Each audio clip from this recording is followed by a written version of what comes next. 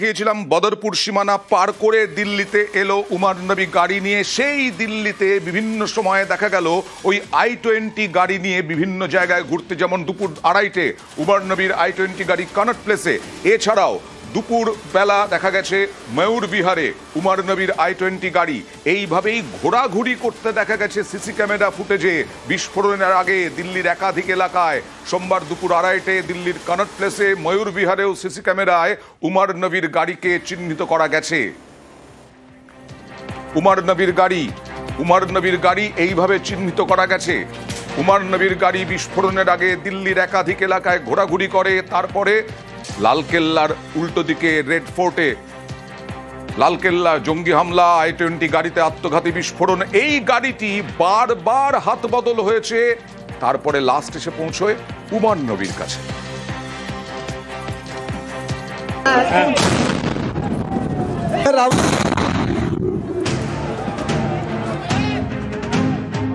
রাজধানীর বুকে আতঙ্কের সন্ধে।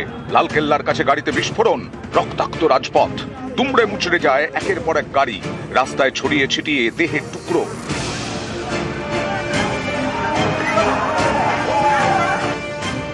এই সেই গাড়ি হুন্ডাই i20, এতে আত্মঘাতী বিস্ফোরণ যা প্রাণ কাড়ল বহু মানুষের।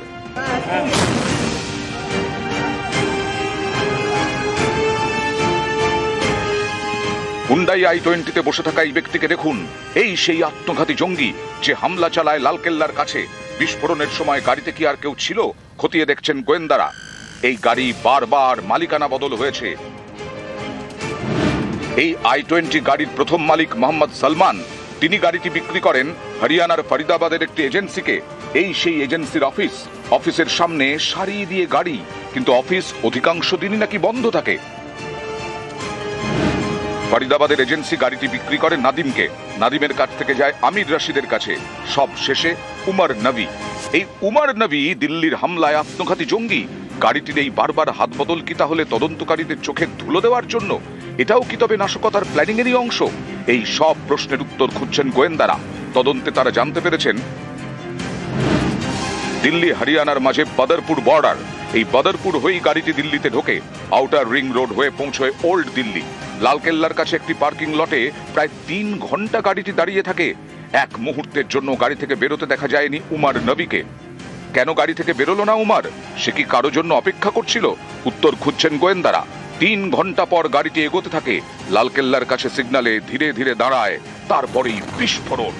নিউজ 18 বাংলা। যেদিন বিস্ফোরণ সেই দিনই রাতে